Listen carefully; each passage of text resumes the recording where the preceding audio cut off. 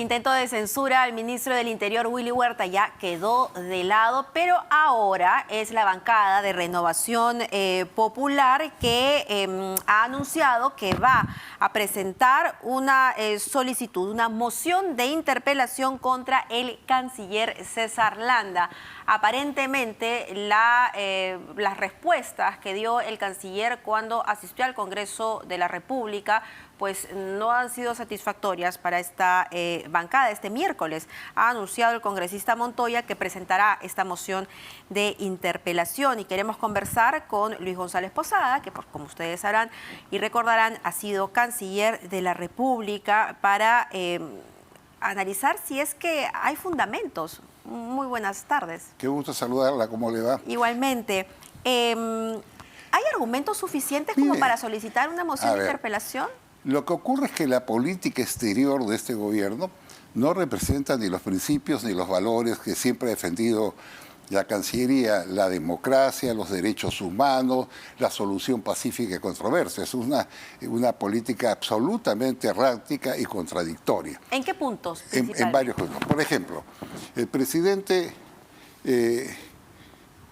lo primero que hizo fue retirarnos del Acuerdo de Lima. El Acuerdo de Lima posibilitó que 17 países de la región, a los cuales se sumaron las naciones europeas, es decir, un bloque de 50 estados, no reconociera al gobierno de Maduro como legítimo, porque se le imputó un gran fraude electoral, se le exigiera además liberación de los presos políticos, cese de las torturas y respeto a los derechos humanos. Eso pactamos todos para aislar lo que es una dictadura macabra, digamos, ¿no?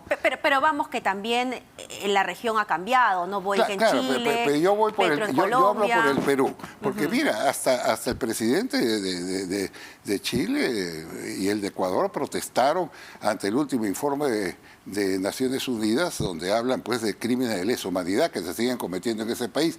Pero lo que yo voy es que el Perú, habiendo fomentado esta plataforma democrática, se retiró, reconoció a Maduro como presidente legítimo, envió a sus embajadores y no dice una sola palabra sobre los actos deplorables que se vienen cometiendo. Si usted lee ese informe de Naciones Unidas, va a parecer que está mirando una película de terror.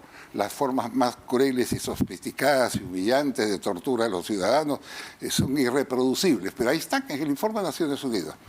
Pero por otro lado, tampoco el Perú dice nada frente a los actos de barbarie que viene cometiendo el gobierno de Nicaragua, que ahora no solamente ha arrestado a los 7 candidatos presidenciales de oposición, sino a los sacerdotes, invade las iglesias, no secuestra a los santos, ha destruido todas las ONGs y ha clausurado el medio de comunicación más importante, que es el diario La Prensa de Nicaragua. Entonces, no dicen una palabra y tampoco dicen naturalmente una palabra frente a lo que viene sucediendo en Cuba, donde centenares de personas fueron apresadas por manifestarse pacíficamente, reclamando bienestar para la población y libertades, y estas personas han sido conducidas hace más de un año a la cárcel y están siendo sentenciadas apenas hasta de 20 años de prisión. O sea, estamos nosotros frente a hechos gravísimos que por lo menos ameritan, no que el Perú diga su palabra, pero el Perú está silente, está mudo y establece relaciones firmes con esas dictaduras. Es cierto que ha habido en los últimos meses como una conducta errática, ¿no? Estos cambios de canciller, estaba el señor Rodríguez Mackey, que tomaba decisiones, luego viene el señor César Landa, toma otras decisiones, o sea, sí nos ha confundido, pero básicamente aquí a quien están responsabilizando, porque sería el responsable político, es el canciller César Landa, y por eso es que yo le hago la pregunta: ¿hay fundamentos para solicitar una interpelación y una posible censura?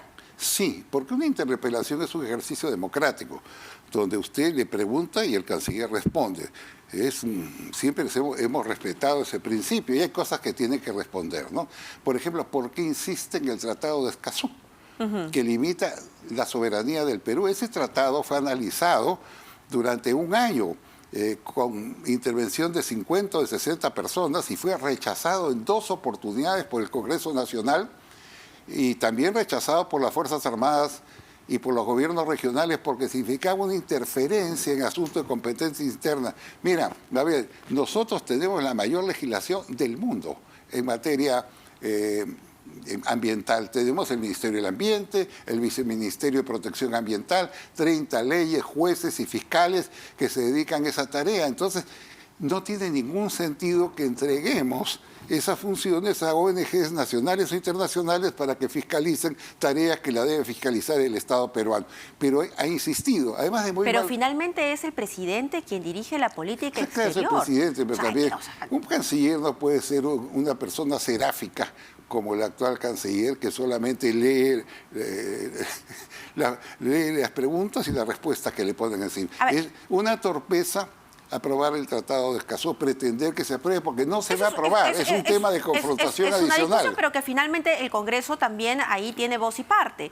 Ahora, lo que le ha molestado a una parte del Congreso de la República es que el presidente en su alocución en las Naciones Unidas pues haya hablado no directamente de vacancia, pero suponen que ha hablado en contra del Congreso de la República, ¿no? Él lo que dijo fue que los golpes vengan de donde vengan, así sea de un poder del Estado, son ilegítimos. Bueno, mire, en el exterior hay que ser muy cuidadoso con lo que uno dice, porque abre camino a una serie de especulaciones. No olvide que la prensa internacional hace un seguimiento en el Perú, por ejemplo, de que en cada movilización que hace el presidente, de esas famosas de Consejo Descentralizado, y en Palacio de Gobierno mismo, las barras bravas que llegan dicen tres cosas, exacto.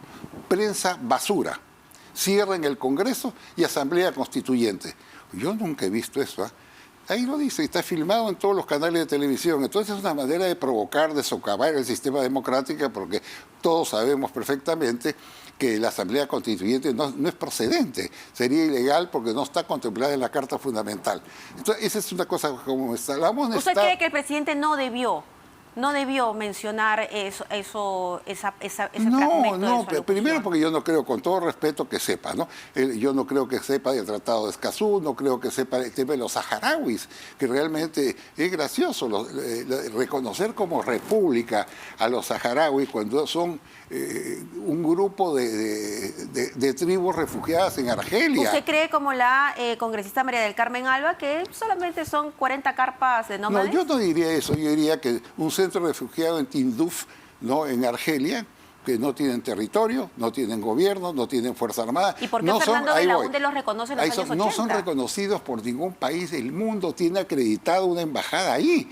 Y nosotros le hemos ofrecido, ¿dónde van a ir? A una carpa. Ahí sí irían a una carpa. Entonces no tiene sentido desmejorar las relaciones con Marruecos y por ende con España y con los países europeos que tienen esa conexión para apoyar este absurdo reconocimiento a los saharauis, ¿no? Yo creo que es un muy mal proceder y obedece a una consigna del Foro de Sao Paulo. Eso es lo que yo le quería preguntar, porque, a ver, mucha gente verá este asunto bien lejano, ¿no? Esto de la República Democrática Saharaui, ¿dónde quedará en el globo terráqueo? No lo tienen en su mente, no lo tienen, no es de dominio público. Entonces se preguntan, ¿por qué tanto escándalo por esto? ¿Cuáles son los verdaderos motivos que hay detrás? ¿Qué es lo que los verdaderos motivos son las presiones de los gobiernos de Cuba, de Nicaragua, de Venezuela, del Foro de Sao Paulo. Ese es el verdadero motivo. Un adicional más. No están reconocidos en Naciones Unidas como Estado, entonces no sé cómo van a enviar embajadores. Ninguno de los países europeos reconoce a los saharauis, ninguno de los miembros del Consejo de Seguridad, ninguno de los 24 países árabes los reconocen, salvo Argelia, que los utiliza como punta de lanza contra Marruecos, que de paso, ¿no? Quiere decir que ha tenido un comportamiento siempre ejemplar de apoyo al Perú en momentos de la tragedia, por ejemplo, nos ayudaron con viviendas, es decir, siempre han tenido una relación estupenda con nuestro país. Entonces, ¿para qué maltratar esa relación? Para amistarse o para atender un guiño a los grupos que estoy haciendo referencia. Es igual que lo que ha pasado. Nosotros no podemos meternos, perdóname, en el tema de las Malvinas, por una razón. Pero esa es una posición que siempre ha tenido el país. Hay muchas posiciones que tiene el Perú, pero déjeme decirle, ¿no? El tema de las Malvinas está en el ámbito de Naciones Unidas. Cada año el Consejo de Seguridad emite una resolución pidiendo a Gran Bretaña y Argentina que negocien un entendimiento final y no lo han logrado. Entonces, si usted está en ese ámbito, no puede sacarlo de ahí por una razón adicional.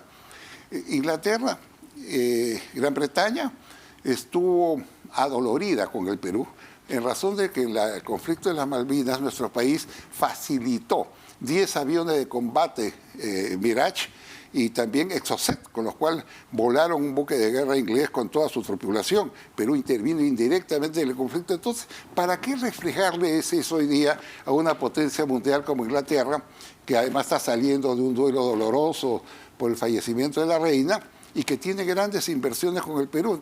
Era innecesario. Pero, ¿sabe por qué lo he hecho? Porque es un guiño a la familia Kirchner.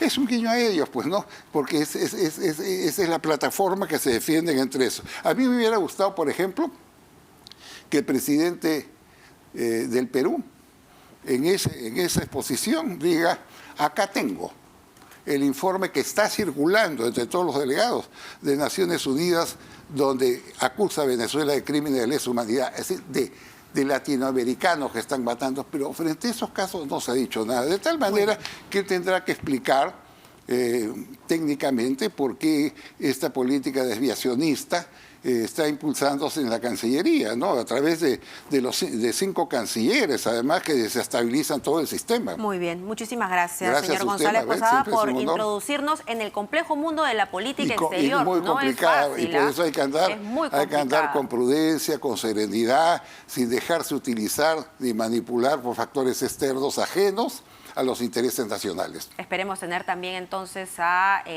la opinión de otros internacionalistas y al mismo canciller para que nos dé también su versión. El problema es que el canciller no habla, lee. Muchas gracias, señor González Posada. Hacemos una pausa muy breve, ya volvemos.